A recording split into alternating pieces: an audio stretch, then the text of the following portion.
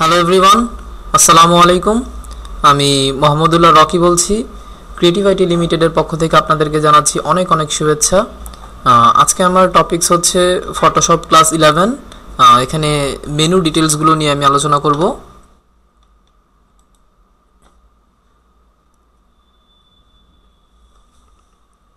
Photoshop সফটওয়্যারটি run করলাম। এখানে মূলত আপনাদের ক্লাসগুলোতে ক্লাস বাই ক্লাস অনেক কিছু আলোচনা হয়েছে। এখান থেকে অনেক মেনু নিয়ে আলোচনা হয়েছে, টুলসগুলো আপনাদেরকে সমস্ত টুলস ক্লিয়ার করা হয়েছে।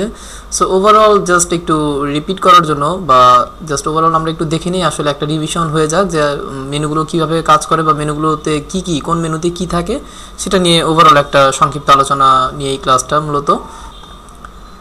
তো যেখানে আমরা দেখি যে ফাইল মেনু আছে, সো বিষয়গুলো আমরা জানি, তারপরেও আরেকবার জাস্ট রিপিট করা যে এখানে কি ফাইল থেকে নিউ, যেটা কন্ট্রোল এন দিয়ে একটা নতুন ফাইল নেওয়া যায়, তাই তো। আর আছে ওপেন, যে একটা ছবি বা একাধিক ছবি ফটোশপে ওপেন করতে হলে আপনাকে ফাইল থেকে ওপেনে গিয়ে আপনি যে ছবিগুলো সিলেক্ট করে দিচ্ছেন সেই ছবিগুলো ফটোশপে ওপেন হচ্ছে, তাই না? আচ্ছা, তারপর দেখা যাচ্ছে এখানে আছে browse in bridge. Browse in ব্রিজটা হয়তো বা দেখা হয়নি কখনো। সো এই বিষয়টা হচ্ছে যে কি, যে আপনার ফটোশপটা যখন আমরা ইনস্টল করে থাকি তার সাথে এই ব্রিজ সফটওয়্যারটা ইনস্টল হয়ে যায়, তাই না? যদি আপনি ইনস্টল করে থাকেন, সো এই ব্রিজটা একটা নতুন উইন্ডোতে চলে আসবে যখন আপনি ফাইল থেকে ওপেন ইন ব্রিজ দিবেন। সো এটা মূলত বিষয়টা খুব বেশি ইম্পর্টেন্ট না। তারপর এটা কি জিনিস, এখানে হচ্ছে যে কি ছবিগুলো এখানে থাকে আপনার পিসিতে, যে এখানে আপনার যেভাবে কম্পিউটার ডকুমেন্টস, তাই না, যা আছে সেই ছবিগুলো এখানে দেখাচ্ছে, যে এখান থেকে আপনি আমরা যেভাবে ছবি ওপেন করি ফাইল থেকে ওপেন, এটা হচ্ছে কি ব্রিজ থেকে ছবি ওপেন করা। যেমন এখানে যে বিভিন্ন ছবি আছে এবং কি হয় দেখা যায় এখান থেকে যে কোনো ছবি আপনি সিলেক্ট করলে তার এই ডান পাশে এখানে ছবির ডিটেলসটা দেখা যায়, যে ছবির রেজুলেশন কত, ছবির সাইজ কেমন, ফাইল নেম কি আছে, তাই না, date created, date modified. So একটা ছবির ডিটেলস, এটা আরজিবি মোডে আছে নাকি, তাই না, কালার মোডটা কি আছে, সো এই বিষয়গুলো এখানে দেখা যাচ্ছে এবং এখান থেকে আপনি ছবি ওপেন করতে পারছেন। সো এটা খুব বেশ একটা ইম্পর্টেন্ট না, আমরা ফাইল থেকে ওপেন দিয়েও ছবি নিয়ে আসতে পারি, অথবা আমার কম্পিউটার থেকে ড্র্যাগ অ্যান্ড ড্রপ করার মাধ্যমে ফটোশপে কিছু ছবি ওপেন করতে পারি। ঠিক আছে, তারপরে দেখা যাচ্ছে ওপেন অ্যাজ স্মার্ট অবজেক্ট। আমরা স্মার্ট অবজেক্ট বুঝে থাকি যে কি, যে স্মার্ট অবজেক্টটা মূলত কি হয়, যে একটা অবজেক্টকে যখন একটা ছবিকে বা একটা শেপকে যখন আপনি একটা স্মার্ট অবজেক্ট করে ফেলেন, তখন সেই ছবিটা ছোট হয়ে আবার যখন বড় হয় তখন কি তার পিক্সেলগুলো নষ্ট হয় না। মূলত এর জন্য ছবিকে স্মার্ট অবজেক্ট করা হয়। সো যখন আপনি একটা ছবিকে ফাইল থেকে ওপেন করে নিয়ে আসেন তখন সেটা স্মার্ট অবজেক্ট হয় না, করে নিতে হয়। ঠিক আছে, স্মার্ট অবজেক্ট করে নিতে হয় কিভাবে, সেই ছবির লেয়ারে রাইট ক্লিক করে কনভার্ট টু স্মার্ট অবজেক্ট দিলে সেটা স্মার্ট অবজেক্টে কনভার্ট হয়ে যায়। আর আপনি যদি চান যে একটা ছবি আপনি স্মার্ট অবজেক্ট করেই সেটাকে ওপেন করবেন, সেক্ষেত্রে আপনাকে ফাইল থেকে ওপেন অ্যাজ স্মার্ট অবজেক্ট যদি আপনি দেন, ফাইল থেকে ওপেন অ্যাজ স্মার্ট অবজেক্ট দিয়ে যদি কোনো ছবি আপনি ওপেন করেন, সেক্ষেত্রে সেটা স্মার্ট অবজেক্ট হয়েই চলে আসে। এখানে খেয়াল করে দেখেন যে এখানে লেয়ারটা কি স্মার্ট অবজেক্ট হয়ে আছে, তাই না? লেয়ারটা ধরলে বলছে যে এটা smart object thumbnail. So smart object হিসেবে ফাইলকে পেতে হলে বা ছবিকে পেতে হলে আপনাকে ওপেন অ্যাজ স্মার্ট অবজেক্ট দিয়ে সেটাকে নিয়ে আসতে হবে, তাই না? ওপেন রিসেন্ট, এখানে আপনি রিসেন্ট ডকুমেন্ট কি কোনগুলো ওপেন করেছেন সেগুলো এখানে দেখা যাচ্ছে, আপনি পেয়ে যাবেন। ক্লোজ করলে ফাইলটা ক্লোজ হবে, close all, close to be, save as. সেগুলো আমরা জানি যে সেভ করলে কি হয়, একটা ছবি আপনি যখন নিয়ে কাজ করছেন সেটা সেভ দিলে নর্মালি সেভ হয়ে যাবে। সো সেভ আর সেভ অ্যাজ এই দুটা বিষয় বিষয়টা ক্লিয়ার থাকতে হবে আমাদেরকে। সেভ দিলে কি হয় আর সেভ অ্যাজ দিলে কি হয়। আপনি ধরেন একটা ছবি নিয়ে কাজ করছেন, ঠিক আছে, কোনো একটা ধরেন এই ছবিটা আমি নিয়ে এখানে কিছু কাজ করব, কি হবে, আমি যদি সেভ দিয়ে দেই বা কন্ট্রোল এস প্রেস করি তাহলে এই ছবিটাই সেভ হয়ে যাবে। এটাতে আপনি যে এডিট করেছেন বা যা কিছু করেছেন এই ছবিটাই সেভ হয়ে যাচ্ছে, মানে কি আপনার পুরো মেইন কপিটাতে আপনার কাজটা সেভ হয়ে যাচ্ছে। সো বিষয়টা এটা না করে আমাদের কি করতে হয়, সেভ অ্যাজ কমান্ড দিতে হয়, যেটা হচ্ছে shift control as. Save as যদি করেন তাহলে কি হচ্ছে যে এই ছবিটা আপনার নতুন একটা লোকেশনে বা নতুন একটা নামে কোনো একটা লোকেশনে ছবিটা আলাদাভাবে সেভ হবে। সো আমাদেরকে সেভ অ্যাজ, কোনো একটা ছবি নিয়ে আমরা কাজ করলে আমরা কখনোই সেভ না, সেটাকে সেভ অ্যাজ করার মাধ্যমে সেভ করব, যেন সেটা আলাদাভাবে অরিজিনালটাতে আমরা সেভ না করে আলাদাভাবে নতুন একটা নামে সেটা সেভ করা যাচ্ছে। তারপর আছে সেভ ফর ওয়েব, যেটা হয়তো বা ক্লাসে আলোচনা হয়েছে, তারপরেও বলছি যে সেভ ফর ওয়েব মূলত ওয়েবসাইটের জন্য। একটা ওয়েবসাইটের জন্য যখন আপনি ছবি সেখানে সেভ করতে চান, সেক্ষেত্রে সেভ ফর ওয়েব থেকে ছবিকে সেভ করতে হয়। বিষয়টা আসলে কি, যে ওয়েবসাইটে মূলত আমরা খুব হাই রেজুলেশনের ছবিগুলো বা বড় খুব বেশি মেগাবাইটের ছবিগুলো আমরা সেখানে পোস্ট বা সাবমিট করি না। ওয়েবসাইটের জন্য মূলত যেন ওয়েবসাইটটা খুব দ্রুত লোডিং হয়, তার জন্য কি যেন ইউজার ফ্রেন্ডলি হয়। একটা ওয়েবসাইট আপনি অনেক বড় বড় ছবি পোস্ট করেছেন বা সাবমিট করেছেন, সেখানে কোনো একটা ইউজার সেই ওয়েব পেজটা ভিজিট করলে কি হবে, সেটা লোডিং হতে অনেক বেশি সময় নেবে, তাই না? সো আমরা কোনো একটা ওয়েবসাইট এই লং টাইম ধরে লোডিং হবে তাতে আমরা অভ্যস্ত না, আমরা সেটা না দেখে অন্য একটা ওয়েবসাইট তখন সার্চ করি। সো বিষয়টা হচ্ছে কি, কোনো একটা ওয়েবসাইট যেন দ্রুত ব্রাউজিং করা যায় বা এটা তাড়াতাড়ি লোডিং হয়, তার জন্য সেখানে আমরা যে পিকচারগুলো সেভ করে থাকি বা পোস্ট করে থাকি, সেখানে কি পিকচার সাইজগুলোকে কোয়ালিটি ঠিক রেখে কাস্টমাইজ করে, তাই না, রেজুলেশন ছোট করে এবং ফাইল সাইজকে ছোট করে সেখানে সাবমিট করা হয়। সেই মূলত কাজটা করার জন্য আপনাকে যে কোনো একটা ছবিকে হাই রেজুলেশন একটা ছবিকে আপনি সেটাকে রেজুলেশন ছোট করে সেভ ফর ওয়েব থেকে যদি সেভ করেন, সেভ ফর ওয়েবে চলে গেলাম।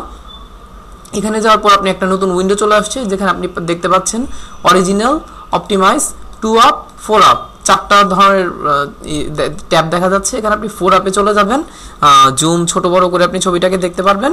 এবং এখানে জেপিইজি ফরম্যাটে, এখানে অনেকগুলো ফরম্যাট আছে, জেপিইজি ফরম্যাটে গিয়ে আপনি এখানে 4টা অপশন পাচ্ছেন 4 আপে। একটা হচ্ছে অরিজিনাল, একটা জেপিইজি 100 কোয়ালিটি, একটা জেপিইজি 50 কোয়ালিটি, একটা জেপিইজি 25 কোয়ালিটি। সো আমি কোনটা নিব?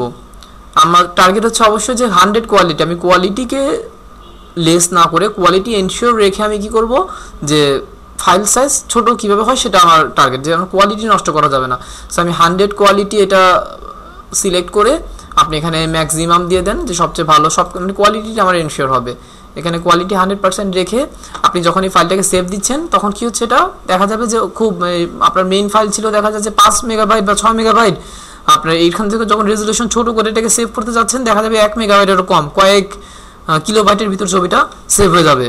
ঠিক আছে, তো এটাই বলছিলাম যে ওয়েবের জন্য ছবিকে সেভ করতে হলে ফাইল থেকে সেভ ফর ওয়েবে গিয়ে সেভ করে সেটাকে ওয়েবসাইটের জন্য পোস্ট করতে সাবমিট করতে হয়। তাছাড়া এখানে যে ফরম্যাটগুলো আছে, এই ফরম্যাটগুলো খুব বেশি ইম্পর্টেন্ট জেনে নেওয়াটা।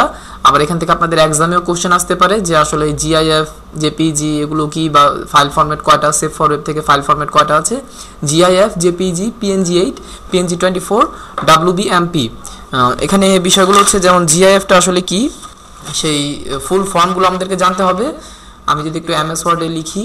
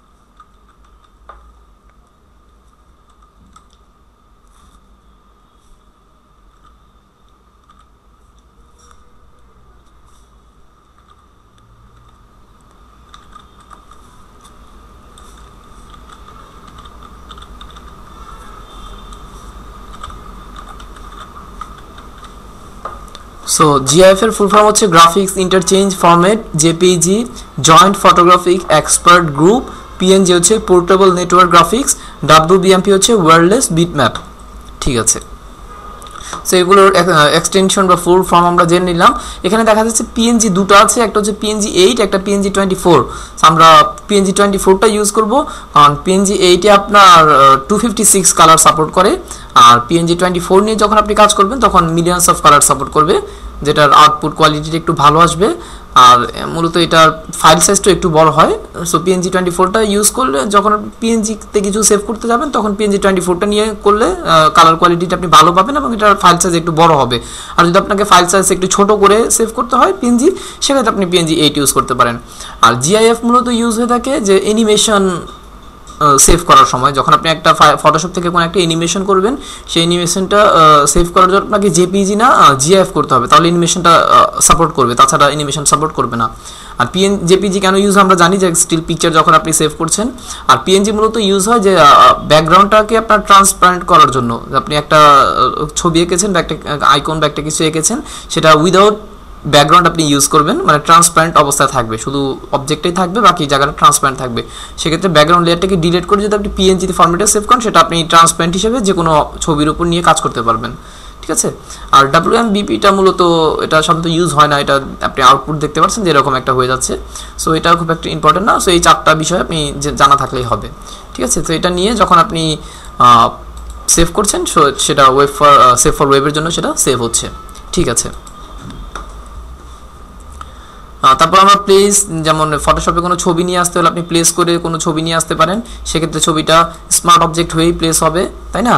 দেখুন ছবিটা যখন প্লেস হলো, দেখেন এটাকে ধরলে এটা স্মার্ট অবজেক্ট হিসাবে প্লেস হয়ে আসে, ঠিক আছে। একটা ছবির ভিতরে যখন আপনি কোনো ছবি প্লেস করতে যাচ্ছেন, যদি প্লেস করে নিয়ে আসেন, সেটা স্মার্ট অবজেক্ট হয়ে প্লেস হয়ে আসে। আচ্ছা, তারপরে ইম্পোর্ট। এখানে ইম্পোর্ট থেকে মূলত আপনার কম্পিউটারে যদি আপনার ডিভাইসে যদি স্ক্যানার লাগানো থাকে, সো স্ক্যানার থেকে সেখানে যে ছবি স্ক্যান করার মাধ্যমে আপনি ইম্পোর্ট থেকে এখানে নিয়ে আসতে পারবেন। এক্সপোর্ট হচ্ছে কি, আপনার প্রিন্ট বা এখন একটা আপনি এখানে পাথ করেছেন, তাই না, সেটা ইলাস্ট্রেটরে নিয়ে যাবেন। সো এই ধরনের কাজ করার জন্য যে ফটোশপে একটা পাথ করে, সেটাকে কীভাবে ইলাস্ট্রেটরে নিয়ে যাবে, সে পাথটা করে বা একটা অবজেক্টকে আপনি পাথ টু ইলাস্ট্রেটর দিলেন, সেটা ইলাস্ট্রেটরে চলে যাবে।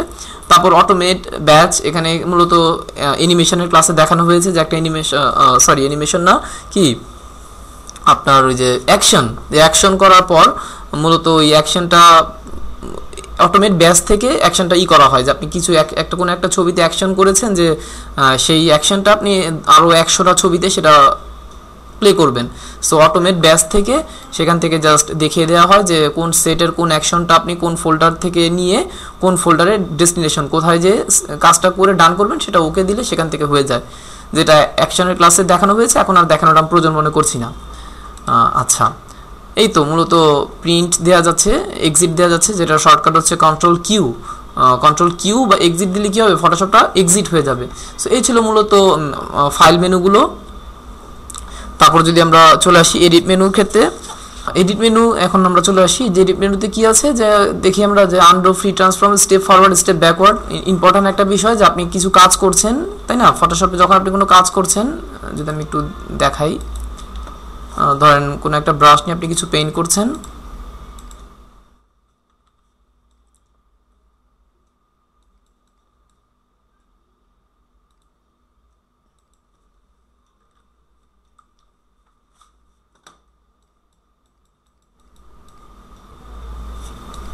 হ্যাঁ, একটা ব্রাশ নিয়ে যখন আমি কিছু পেইন্ট করছি, সো এই কাজটা কি একটা স্টেপ বাই স্টেপ হচ্ছে, তাই না।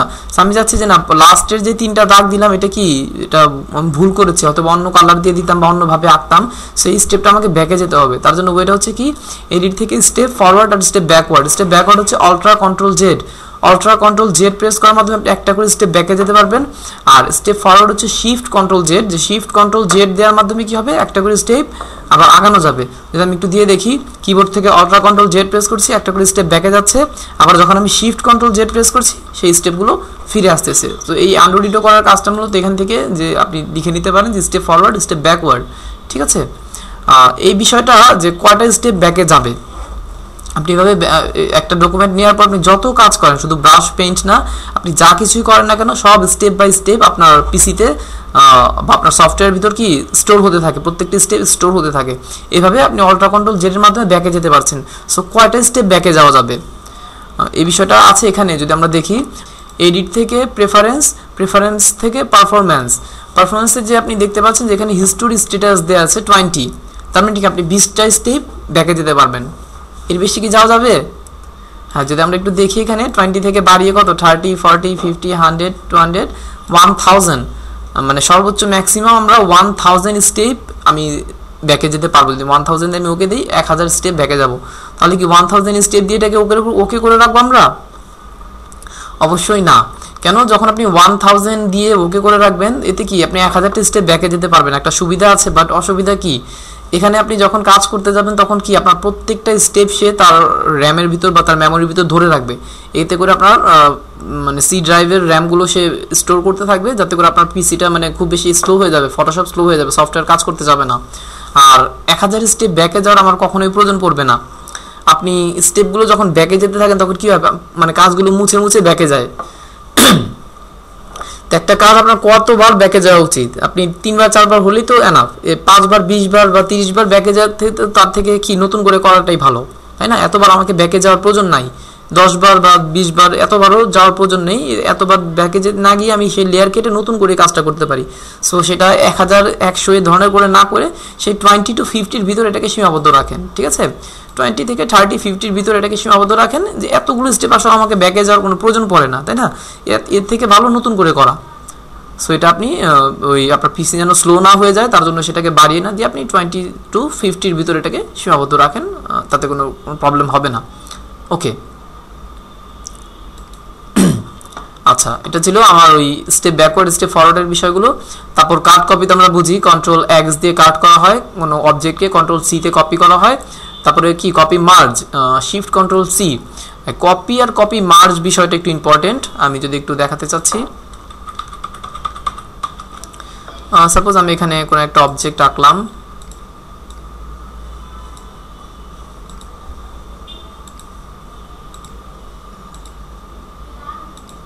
কালার একটা হলেই হলো। এই অবজেক্টটাকে আমি কয়েকটা কপি করলাম,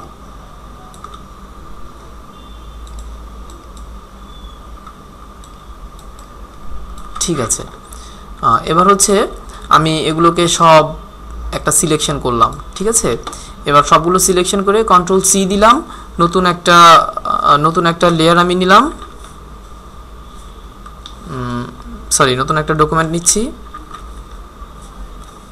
তো ছোট কেন, ডিফল্ট ফটোশপ সাইজই নেই। আচ্ছা, তো এখানে গিয়ে কি আমি কন্ট্রোল সি দিলাম, এখানে এসে কন্ট্রোল ভি দিব, কি হচ্ছে একটা অবজেক্ট চলে আসছে মাত্র, তাই না? কেন? আমার তো সবগুলো ছিল, বাট লেয়ার আমার যে লেয়ারটা সিলেক্ট করা সেই লেয়ারটাই কপি হয়ে এখানে পেস্ট হয়েছে, তাই না? সেই লেয়ারটাই কপি হয়ে এখানে পেস্ট হয়েছে, সেটা হচ্ছে কপি। আর আমি যদি কপি মার্জ করি, যে শিফট কন্ট্রোল সি, তাতে করে কি হয় দেখেন, এখানে আমার সিলেক্ট আছে, আমি শিফট কন্ট্রোল সি দিলাম, ঠিক আছে। এখানে এসে আমি ভি দিচ্ছি, মানে কন্ট্রোল ভি দিচ্ছি, পেস্ট কন্ট্রোল ভি। এখন কোনটা আসলো? এখন কিন্তু সবগুলো দেখেন, খুব এই ডকুমেন্ট সাইজটা ছোট তার জন্য ওভাবে দেখাচ্ছে। এখন সবগুলো পেস্ট হয়ে চলে আসলো। তাহলে কপি আর কপি মার্জ তো বোঝা গেল, তাই না? কপিতে যে একটাই কপি হয়, আপনার যে সিলেক্টেড লেয়ারটাতে যে অবজেক্টটা থাকবে সেটাই কপি হয়। আর কপি মার্জ যখন আপনি দিচ্ছেন, সো আপনার ওই সিলেকশন এরিয়ার ভিতর যত লেয়ার থাকতে কেন সব কিছু সে কপি করে নেবে, তাই না? আচ্ছা, তারপর চলে আসি পেস্ট। পেস্টের ভিতরে দেখেন পেস্ট স্পেশাল আছে, যে পেস্ট ইন প্লেস, তাই না? সো পেস্টে তো পেস্ট হয়, পেস্ট ইন প্লেসে কি হয়, ধরুন আমি এখান থেকে বাকি লেয়ারগুলো ডিলিট করে দেই। আচ্ছা, রইল এটা, এই লেয়ারটা সিলেক্ট করে এটা রইল। এটাকে আমি কন্ট্রোল সি তে কপি করলাম, এবার পেস্ট করব কন্ট্রোল ভি। কোথায় পেস্ট হলো? যে কোনো এক জায়গাতে পেস্ট হলো, তাই না? তার পাশে দিয়ে যে কোনো একটা জায়গাতে পেস্ট হলো। এবার আমি কি করছি, কন্ট্রোল সি তে কপি করে এবার আমি পেস্ট ইন প্লেস করব, তাই না? এডিট থেকে পেস্ট ইন প্লেস, যেটা হচ্ছে shift control V. Shift control V press করেছি, কি হয়েছে? পেস্ট হয়েছে? হয়নি? হয়েছে। দেখেন এখানে পেস্ট হয়েছে, বাট পেস্টটা কোথায় হয়েছে? আমি মুভ টুল দিয়ে সরিয়ে দেখি, যে ঠিক তার উপরে পেস্ট ইন প্লেস, যেখান থেকে আপনি কপি করেছেন ঠিক সেখানেই পেস্ট হওয়া, ঠিক আছে। তো এই বিষয়টা হচ্ছে এমন যে পেস্ট ইন প্লেস মানে সেখানেই পেস্ট হয়, আর যখন আপনি শুধু পেস্ট করছেন তো সে আশেপাশে কোথাও পেস্ট করে নেবে, তাই না? হ্যাঁ, তো তো এই ছিল মূলত পেস্ট। তারপরে আসি যে চেক স্পেলিং বিষয়টা একটু ইম্পর্টেন্ট, খুব বেশি ইম্পর্টেন্ট। চেক স্পেলিংটা কি যদি আমরা একটু দেখি, তার আগে এখানে কিছু টেক্সট লিখতে হবে।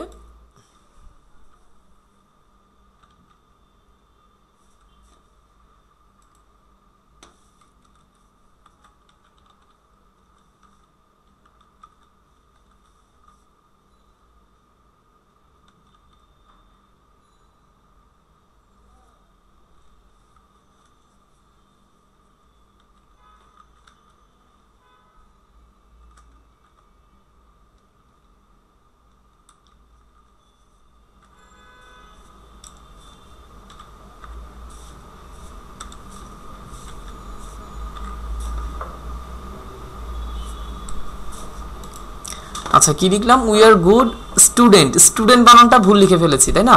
উই আর গুড স্টুডেন্ট, এটা বারবার লেখা আছে যে প্রত্যেক জায়গাতেই কি স্টুডেন্ট বানানটা ভুল লেখা আছে। তা আমি ক্লায়েন্টের জন্য কোনো কাজ করছি, অনেক কিছু লিখেছি তাই না, সেখানে স্বাভাবিক কোনো বানান ভুল থাকতেই পারে। সো এই স্পেল চেকিংটা যেমন এমএস ওয়ার্ডে করা যায়, সেটা ফটোশপেও করা যায়। সেটা কি এডিট মেনু থেকে, এডিট মেনু থেকে আপনার লেখা ব্লক থাকতে হবে এমনটা না তাই না, টেক্সট লেয়ারটা সিলেক্ট থাকলেই হবে।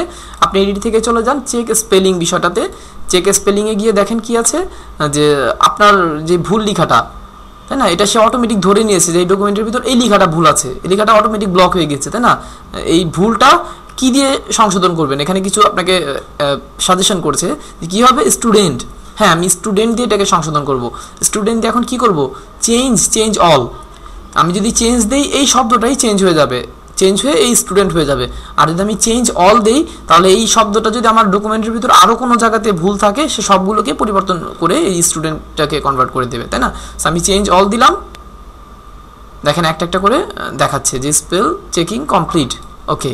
তো এখন যা যেখানে যেখানে ভুল ছিল সব কিছু শুদ্ধ হয়ে গিয়েছে।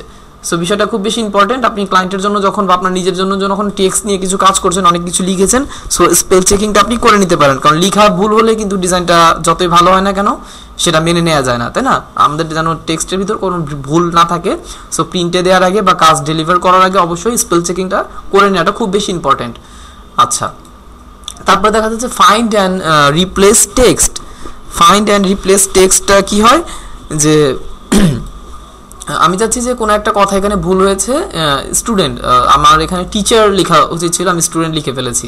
So we are good teachers বা উই আর গুড ডিজাইনার, এই কথাটা হবে। আমি কি প্রত্যেক জায়গা থেকে আবার স্টুডেন্ট কেটে কেটে কেটে কেটে ডিজাইনার লিখবো বা সেটা লিখবো না।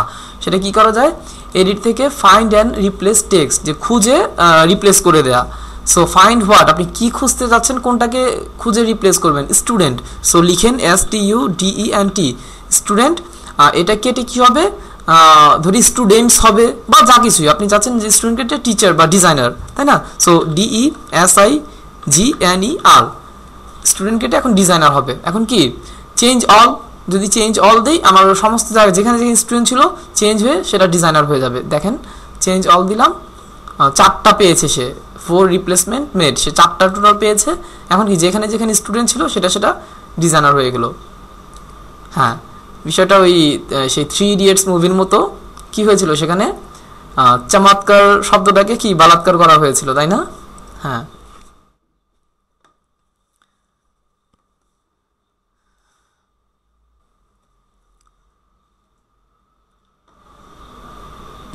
তারপর চলে আসি যে ফিল, বিষয়গুলো খুব ছোটোখাটো বিষয়, এগুলো আমাদের ক্লাসে দেখানো হয়েছে, তারপরও একবার রিপিট করছি যে একটা সিলেকশন করলাম তাই না। এখন সিলেকশনটাকে আমি ফিল করতে যাচ্ছি, সেটা অল্টার ডিলিট কন্ট্রোল ডিলিট দিয়ে করা যায়।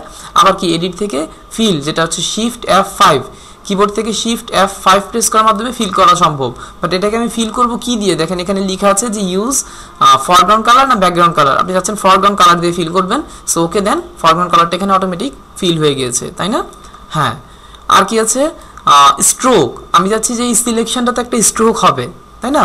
সেটা কীভাবে সম্ভব, আমি সিলেকশন করে স্ট্রোকে চলে যাচ্ছি, স্ট্রোকে গিয়ে গিয়ে কি কত পিটিতে মানে কত পিক্সেলে, একটু মোটা করে যদি দিতে চাই পিক্সেল একটু বাড়িয়ে দিতে হবে তাই না। একটু পিক্সেল বাড়িয়ে দিলাম, যে কোনো কালার এখান থেকে আপনি চেঞ্জ করে দিতে পারছেন, যে এই কালার দিয়ে আপনি একটা স্ট্রোক দিবেন, ঠিক আছে। তারপর কি ইনসাইড সেন্টার, যে স্ট্রোকটাই সিলেকশনের সেন্টারে হবে না ভেতরে হবে না বাইরে হবে, এই বিষয়গুলো আপনি দিয়ে দিতে পারেন। সো ওকে দিয়ে যখন ওকে দিচ্ছেন কি হচ্ছে, আপনার সিলেকশন ওয়াইজ একটা কি স্ট্রোক ক্রিয়েট হয়েছে তাই না। হ্যাঁ,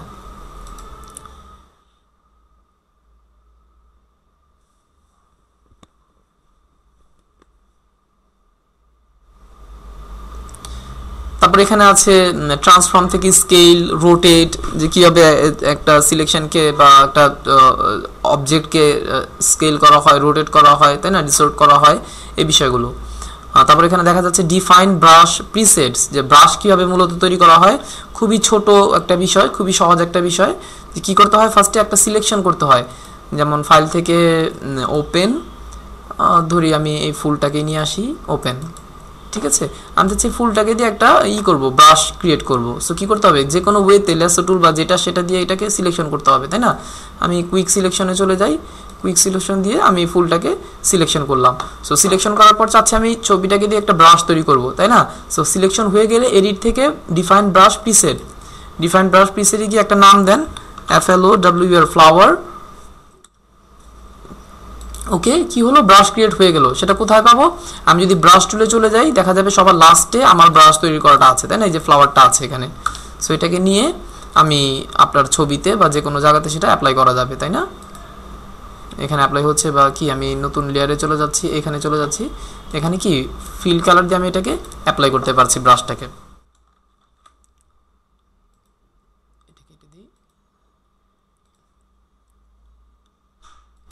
আচ্ছা, আর কি আছে, ডিফাইন প্যাটার্ন, যে প্যাটার্ন কিভাবে তৈরি করা যায়, বিষয়গুলো ক্লাসে দেখানো হয়েছিল, তারপর আরেকবার রিপিট করা হচ্ছে যে কিভাবে আসলে প্যাটার্ন তৈরি করা যায়।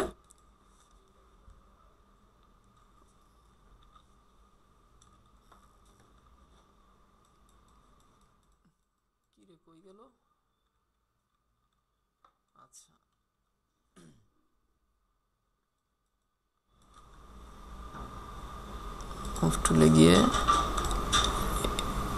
এটাকে একটা কপি করি, এটাকে একটা কপি করি, এটা একটা কপি করি। আচ্ছা, এবার কি করছি, এটা সিলেকশন করে আমি এখানে ডিফারেন্ট একটা কালার দিয়ে দিচ্ছি, ঠিক আছে, আলট্রা ডিলেট। এবার এটাকে সিলেকশন করে এখানে ডিফারেন্ট একটা কালার দিয়ে দেই, আলট্রা ডিলেট, কন্ট্রোল ডি। এবার কি এটা সিলেকশন করে এখানে একটা ডিফারেন্ট একটা কালার দিয়ে দেই, ultra delete, control D. So বিষয়টা কি, প্যাটার্ন করতে হলে আপনাকে একটা ডিজাইন করে নিতে হবে, যে কোনোভাবেই আপনি ডিজাইন করেন না কেন। আমি সিম্পল একটা ডিজাইন করে দেখালাম, যে ডিজাইনটা করার পর কি করতে হয়, ডিজাইনটাকে সিলেকশন করতে হয়। সো এখন এটাকে আমি কীভাবে সিলেকশন করব, এটাকে সিলেকশন করার সবচেয়ে সহজ ওয়েটা হচ্ছে যে এটা 4টা লেয়ারকে একটা লেয়ার করে ফেলা। এই 4টা লেয়ার সিলেক্ট করে কন্ট্রোল ই দেওয়ার মাধ্যমে এটা লেয়ার মার্জ হয়ে গিয়েছে, 4টা লেয়ার একটা লেয়ার হয়ে গিয়েছে। এবার যদি আমি কন্ট্রোল ধরে থাম্বনেলে ক্লিক করি, লেয়ারটা সিলেকশন হয়ে গেল, তাই না। সো ব্রাশের মতনও প্যাটার্ন ডিজাইন করতে হলে আপনাকে প্রথম ডিজাইনটা ক্রিয়েট করতে হয়, খাতাতে লিখে নিতে পারেন যে প্যাটার্ন কীভাবে তৈরি করব, how to create a pattern. First make your design, then selection your design, then edit থেকে ডিফাইন প্যাটার্ন, এডিট থেকে ডিফাইন প্যাটার্ন, প্যাটার্নের একটা নেম দিতে পারেন আপনি, স্কোয়ার দিলাম আমি, স্কোয়ার বক্স বা স্কোয়ার যাই কেন কিছু একটা দেন না কেন, ওকে দিচ্ছেন, কি একটা প্যাটার্ন ক্রিয়েট হয়ে গেল, তাই না। এবার এই লেয়ারটা আমি ডিলিট করে দেই, ঠিক আছে। এবার প্যাটার্নটা আমাকে অ্যাপ্লাই করতে হবে। প্যাটার্নটা কোথায় পাবো, প্যাটার্ন টুলসে যেতে হবে, কোথায় আছে, গ্রেডিয়েন্ট টুলের, সরি এখানে ক্লোন টুলের নিচে আছে, ক্লোন স্ট্যাম্প টুলের নিচে আছে প্যাটার্ন স্ট্যাম্প টুল। সো প্যাটার্ন নিয়ে আপনি এখানে আপনার লাস্টে, প্যাটার্নের ভিতরে লাস্টে আপনার প্যাটার্নটা আপনি পেয়ে যাচ্ছেন। দেন কি ব্রাশ সাইজটাকে বড় করে, ঠিক আছে, ব্রাশ সাইজ বড় করে আপনি প্যাটার্নটা অ্যাপ্লাই করতে পারছেন, তাই না। এভাবে ক্লিক করলে প্যাটার্নটা অ্যাপ্লাই হয়ে যাচ্ছে,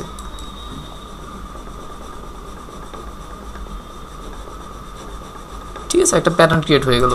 সো এই বিষয়গুলো খুবই সিম্পল, এগুলো আসলে ভাইভাতে কোশ্চেন করা হয় যে ব্রাশ তৈরি করে দেখানো বা প্যাটার্ন তৈরি করে দেখানো, এই বিষয়গুলো ইম্পর্টেন্ট। আচ্ছা, তারপরে এগুলো আছে পার্জ, এটা সেটা, দেন কালার সেটিংস কীভাবে করা হয়, তারপর কিবোর্ড শর্টকাটসগুলো, যেমন কি আছে যে আমরা যে শর্টকাটগুলো ইউজ করে থাকি মূলত সেগুলো এখানে আছে, দেখেন এডিট থেকে কিবোর্ড শর্টকাটস। তবে এটা দেখাচ্ছি, কিন্তু এটাকে ইউজ করবেন না বা এটাকে পরিবর্তন করতে যাবে না। বিষয়গুলো কি আপনি দেখতে পাচ্ছেন যে হ্যাঁ, এখানে ফাইল থেকে গিয়ে নিউতে গেলে নিউ কীভাবে নেওয়া হয়, কন্ট্রোল এন দিয়ে একটা নিউ ডকুমেন্ট নেওয়া হয়, কন্ট্রোল ও দিয়ে ডকুমেন্ট ওপেন করা হয়, তাই না। কোন কমান্ডটার কি আছে, ক্লোজ কন্ট্রোল ডাব্লিউ, কোন সেভ হচ্ছে কন্ট্রোল এস, কোনটা কি শর্টকাটের মাধ্যমে হয়, এগুলো আবার এডিট করা যায়। আপনি এখানে গিয়ে কন্ট্রোল এন এর পরিবর্তে কন্ট্রোল এ দিলে কি হবে, সেই কন্ট্রোল এ দিয়েই ফাইলকে ওপেন করা যাবে, তাই না? সো এই বিষয়গুলো পরিবর্তন না করে ডিফল্ট যেভাবে দেওয়া আছে, মানে আমরা যেভাবে ইউজ করে অভ্যস্ত সেভাবে আমাদের ইউজ করতে হবে। এখান থেকে আপনি শর্টকাটগুলো দেখে নিতে পারেন, পরিবর্তন করা যায়, বাট পরিবর্তন করবেন না। আপনি এখানে পরিবর্তন করে কন্ট্রোল প্লাস এ দিয়ে দিলেন বা বি দিয়ে দিলেন, দেন অ্যাকসেপ্ট দিবেন, সেটা তারপর থেকে কি কন্ট্রোল এন দিলে সেই আপনার কম্পিউটারে আপনার এই সফটওয়্যারটাতে কন্ট্রোল এন এ তখন ফাইল ওপেন হবে না, কন্ট্রোল এতে ওপেন হবে, তাই না? সো বিষয়গুলো এগুলো পরিবর্তন না করে আপনি দেখে নিতে পারেন যে এখান থেকে কোন কীভাবে শর্টকাটগুলো মূলত দেওয়া আছে, সব কিছু এখান থেকে আপনি দেখে নেবেন। আচ্ছা, ক্যান্সেল দিয়ে দিলাম আমি। আর কি আছে, এই তো কিবোর্ড শর্টকাটগুলো, মেনুগুলো, প্রেফারেন্স থেকে দেখালাম যে কিছু কাজ আছে এখানে, সেটিংসগুলো কিছু আছে। যেমন প্রেফারেন্স থেকে আপনি যদি ইন্টারফেসে চলে যান, যেখানে আপনার এই ক্যানভাসের কালারটা কোনটা রাখবেন, এটা রাখবেন না এটা রাখবেন না এটা রাখবেন, এগুলো কিছু আছে, তাই না? স্ক্রিন মোডটা ডিফল্ট থাকবে, জেনারেলের ভিতর কিছু সেটিংস আছে, পারফরমেন্স থেকে সেটা ওই যে হিস্টোরি স্ট্যাটাস আছে এখানে, তাই না? কার্সার, ইউনিট, কোনটা কীভাবে কাজ করবে, গাইডগুলো কী কালারের হবে, আমরা যখন রুলার থেকে গাইড নিয়ে আসি সেটা সাইন কালার থাকবে নাকি আপনি অন্য কোনো কালার দিতে চাইলে দিতে পারেন। সো এই বিষয়গুলো প্রেফারেন্সের ভিতর আছে, এগুলো চেঞ্জ না করে মূলত ডিফল্ট যেটা যেভাবে থাকে সেটা সেভাবে রাখাটাই ইউজার ফ্রেন্ডলি এবং ভালো। তো এই ছিল মোটামুটি কি আমাদের ফাইল মেনু আলোচনা হলো, এডিট মেনু আলোচনা হলো। আচ্ছা, তারপরে চলে আসি আমরা ইমেজ মেনুটা। ইমেজ মেনুতে কি কি আছে দেখি, যে মুড, ইমেজ মেনুর ভিতরে বিভিন্ন মুড আছে। ধরেন একটা ছবি আমি ওপেন করে নিই, ফাইল থেকে ওপেন, কোনো একটা ছবি ওপেন করলাম, ঠিক আছে? এখন এই ছবিটার বিভিন্ন মুডে আমরা জানি যে 5টা কালার মুড আছে, সেটা আমরা ইমেজ থেকে মুডের ভিতর দেখতে পাচ্ছি, যে grey scale, bitmap, index, RGB, CMYK, lab colour, তাই না? এগুলো। সো আপনার এটা আরজিবি আছে, আপনি চাচ্ছেন এটাকে সিএমওয়াই মুডে কনভার্ট করবেন। সো এখান থেকে জাস্ট সিএমওয়াইকে কালার সিলেক্ট করেন, ওকে দেন, এই ফাইলটা সিএমওয়াইকের জন্য রেডি হয়ে গেল, ঠিক আছে? এই চ্যানেলে গিয়ে দেখতে পারবেন যে সিএমওয়াইকের জন্য এটা রেডি হয়ে গেল। আবার আপনি আরজিবি করতে চাইলে কোনো সিএমওয়াইকে ফরম্যাটকে মুডে গিয়ে এটাকে আরজিবি করে দেন, দেখেন এটা আরজিবি মুডে চলে আসলো, চ্যানেল থেকে দেখা যাচ্ছে। তারপর আছি ইমেজ থেকে অ্যাডজাস্টমেন্ট, যে আমরা ইমেজ অ্যাডজাস্টমেন্টের ক্লাসে বিষয়গুলো সব কিছু দেখানো হয়েছে, যে ইমেজ অ্যাডজাস্টমেন্টগুলো কীভাবে করা হয়, মূলত একটা ছবিকে কীভাবে সুন্দর করে কীভাবে অ্যাডজাস্টমেন্ট করা যায় সেই বিষয়গুলো আজকে শর্টলি ব্রিফ করে দিচ্ছি আরেকবার, যে আসলে বিষয়গুলো কি, যে ইমেজ থেকে অ্যাডজাস্টমেন্ট কি, ব্রাইটনেস অ্যান্ড কনস্ট্রাক্টস। এখানে কি হয়, যে একটা ছবির ব্রাইটনেস আপনি কীভাবে কমাতে পারেন আর বাড়াতে পারেন, তাই না? ব্রাইটনেস খুব বেশি আছে, আপনি কমিয়ে দিতে পারেন, বা ব্রাইটনেস একটু কম মনে হচ্ছে, আপনি ছবি তুলেছেন, ব্রাইটনেস খুব কম, একটু ব্রাইটনেসটা বাড়িয়ে দিতে পারেন, তাই না? বা কনস্ট্রাক্টটা আপনি একটু বাড়িয়ে কমিয়ে এইভাবে অ্যাডজাস্টমেন্টটা করতে পারেন, ঠিক আছে? তারপর কি আছে, আমি একটা নিউ লেয়ার নিয়ে নিই। ইমেজ থেকে অ্যাডজাস্টমেন্ট লেভেলস, যেটা শর্টকাট হচ্ছে কন্ট্রোল এল, লেভেল। লেভেলটা কি হয়, যে ব্রাইট সাদা জায়গাগুলোকে আর একটু সাদা করে, কালো জায়গাগুলো, মানে এখানে ব্রাইট অংশগুলো আরও ব্রাইট হচ্ছে, তাই না? আর এখান থেকে হোয়াইট অংশগুলো আর একটু হোয়াইট হচ্ছে, দেখেন।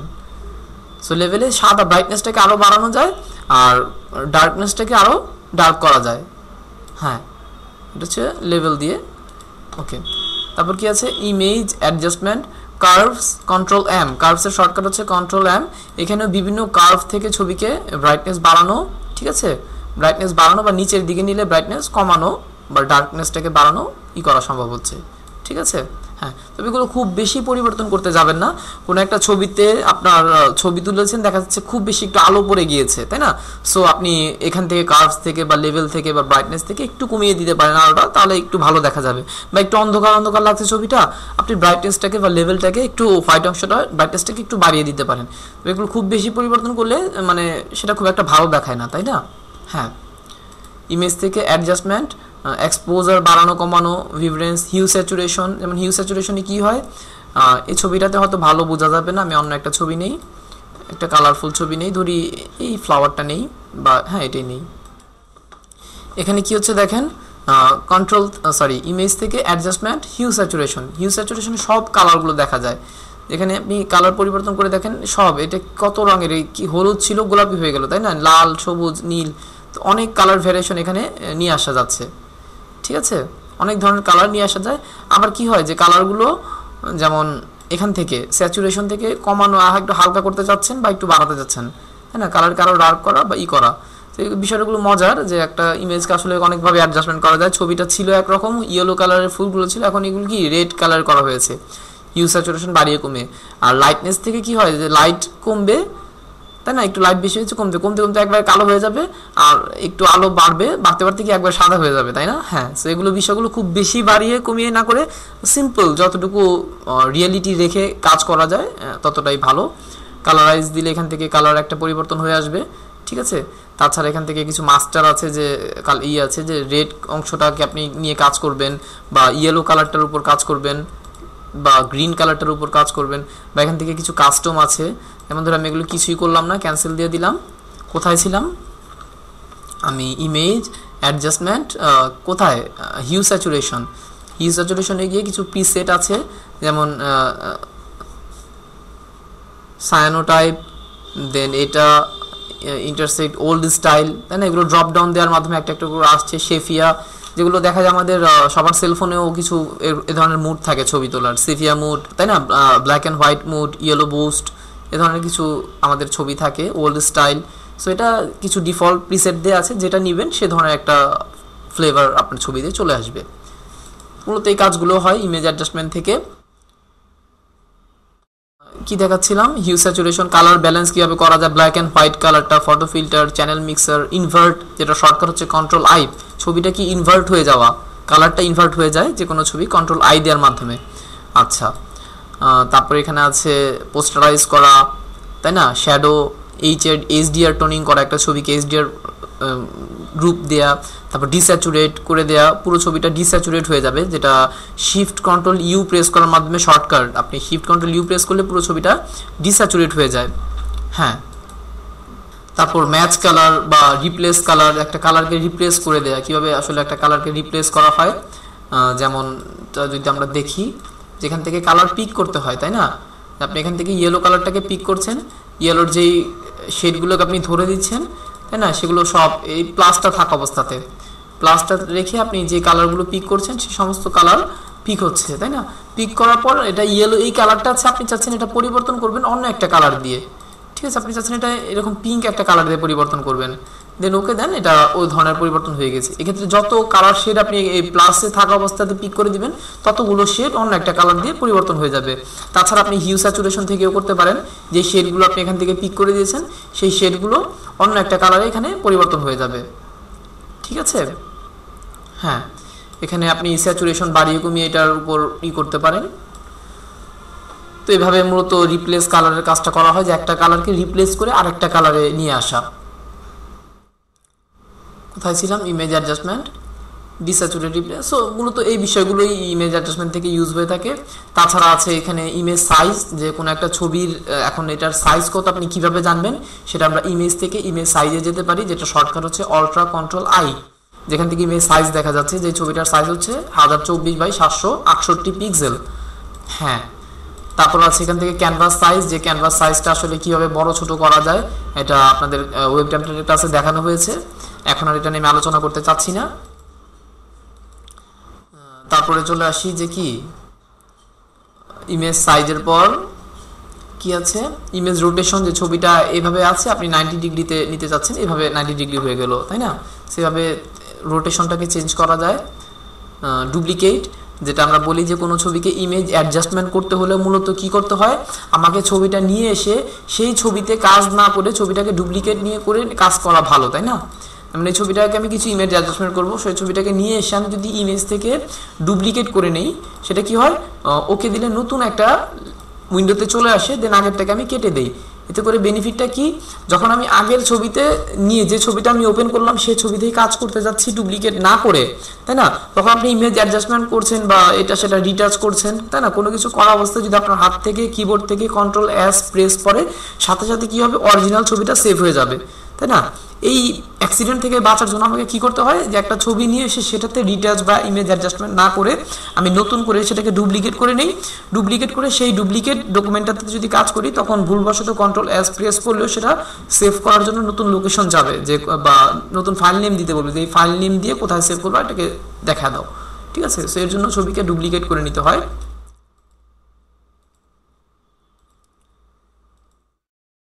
এই তো, তারপর কি আছে, অ্যাপ্লাই ইমেজ ক্যালকুলেশন ভ্যারিয়েবলস, এই বিষয়গুলো মূলত ইমেজ মেনুর ভিতর আছে।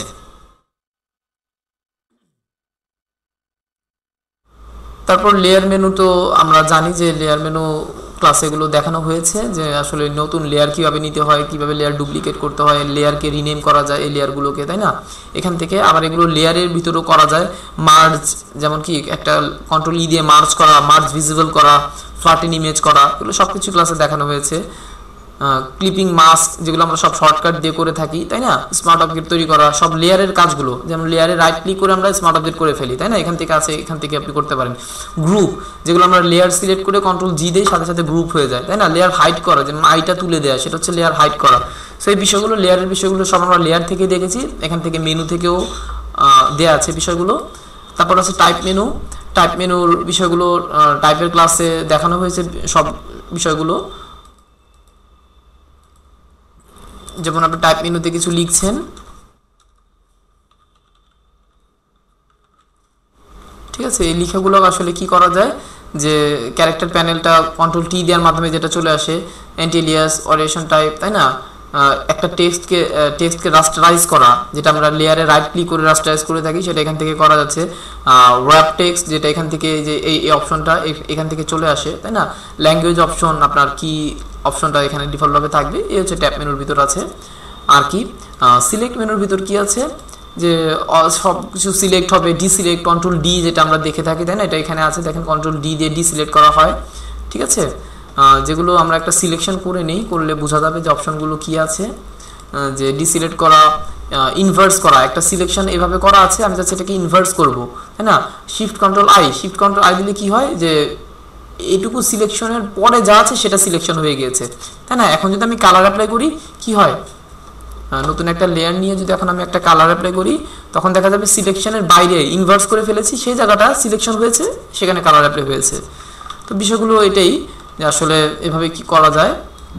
তারপরে কি আছে, সিলেকশন ইনভার্স করা, অল লেয়ার্স, তাই না? কালার রেঞ্জ, মডিফাই, একটা সিলেকশনকে কীভাবে মডিফাই করা যায়, এটা একটা বর্ডার দিব, মডিফাইতে গিয়ে বর্ডার দিয়ে আপনি করেন, ওকে দেন, এটার একটা দেখেন বর্ডার চলে আসলো। এবার যদি আপনি কালার দেন, নতুন একটা লেয়ার নিয়ে এটা ডিলিট করে দিই।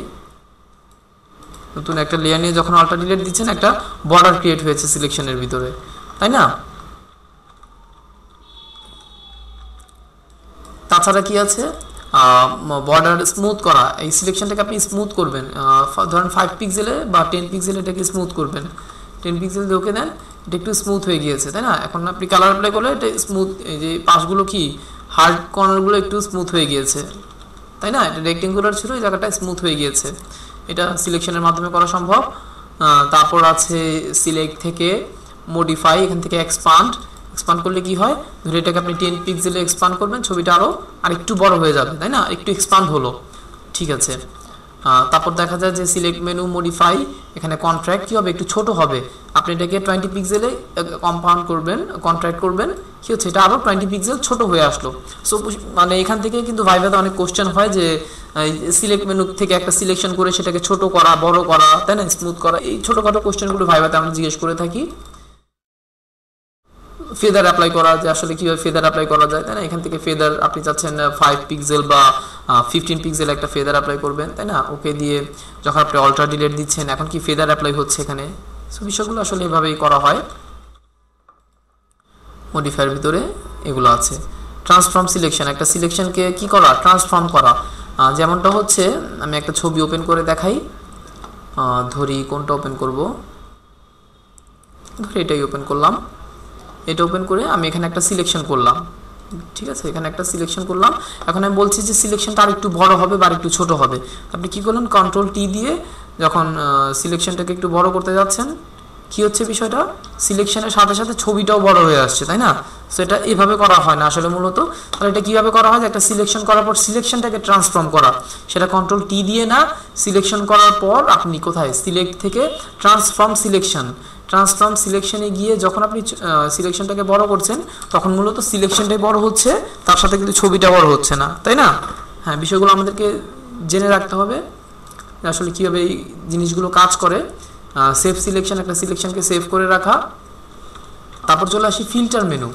ফিল্টার মেনু দেখি কি আছে, যদি আমরা একটু দেখি, যে মজার বিষয়, যে ফিল্টার গ্যালারিগুলো যদি আমরা একটু দেখি, এখান থেকে ব্লারের ভিতর কিছু অপশন আছে, ডিস্টোর্টের ভিতর কিছু আছে, নয়েজের ভিতর কিছু আছে, এগুলো প্রত্যেকটা কি একটা ইমেজকে ফিল্টারিং করা হয়, তাই না? আমি জাস্ট এগুলো সব কিছুই পাবো, আমি এখানে গ্যালারিতে চলে যাই। ফিল্টার গ্যালারিতে চলে যাই, এখানে দেখেন সব বিষয়গুলো, সে আর্টিস্টিক ব্রাশ, ব্রাশ স্টোর সব কিছু আছে। আপনি জুম ছোট বড় করে এখান থেকে জাস্ট একটাতে নিয়ে নেন, নিয়ে এই অ্যাপ্লাই করেন, সেটা অ্যাপ্লাই হয়ে যাচ্ছে। কিবোর্ড থেকে রাইটারও প্রেস করার মাধ্যমে হয়, বাট এখানে হচ্ছে না কেন আমি বুঝলাম না। ঠিক আছে, দেখেন যে কোনোটা আপনি সিলেক্ট করছেন সেটা কি সে ধরনের একটা ইফেক্ট চলে আসলো, তাই না? এখান থেকে ব্রাশ স্ট্রোকের ভিতর অনেক কিছু আছে।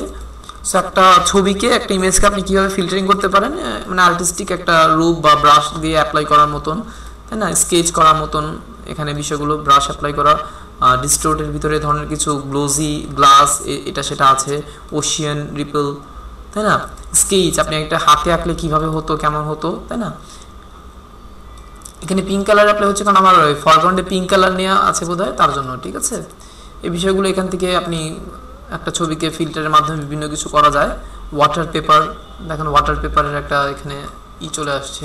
এখানে প্রতিটা যেটি আপনি সিলেক্ট করছেন না কেন তার সাথে কি আছে, এখানে ডায়ামিটার আছে, যেগুলো আবার আপনি বাড়িয়ে কমিয়ে আরও বেশি পরিবর্তন এগুলো করা যাবে, তাই না।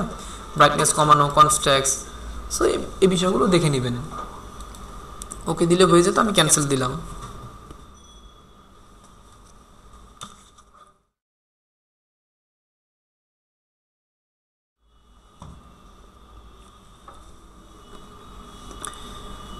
এই ছিল মূলত আমাদের মেনু ডিটেলস ক্লাসের, যেটা আপনাদের মডিউলে আছে, যে edit menu, select menu, image menu, filter menu, এই বিষয়গুলো মূল আলোচনা করার জন্য।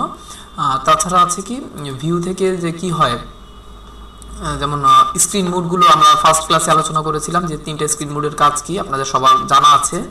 জুম ইন জুম আউট কীভাবে করা হয়, ফিট অন স্ক্রিন, যেটা শর্টকাট হচ্ছে কন্ট্রোল ও, যে কন্ট্রোল ও দিলে কি হয়, যে একটা ছবি পুরো ফিট স্ক্রিন মতো সেটা ফিট হয়ে যায়, স্ক্রিন অনুযায়ী ফিট হয়ে যায়, যে সাইজের ছবি থাক না কেন, সেটা বড় হোক আর ছোট হোক, তাই না। তাছাড়া কি আছে, কন্ট্রোল 1, দেখেন কি হয়, অ্যাকচুয়াল পিক্সেল, আপনি কন্ট্রোল 1 দেওয়ার মাধ্যমে যেটা অ্যাকচুয়াল পিক্সেল সেটা আপনার কাছে শো করবে, তাই না। সেটা বড় ছবি হোক বা ছোট ছবি হোক, অ্যাকচুয়াল পিক্সেলটা আপনার কাছে চলে আসবে, সেটা কন্ট্রোল 1 দেওয়ার মাধ্যমে। তারপর এই বিভিন্ন কিছু গ্রিড শো করবেন, তাই না, হাইড করবেন, এই বিষয়গুলো। লক গাইড, যেটা আমরা কীভাবে গাইডকে লক করতে পারি, এই বিষয়গুলো।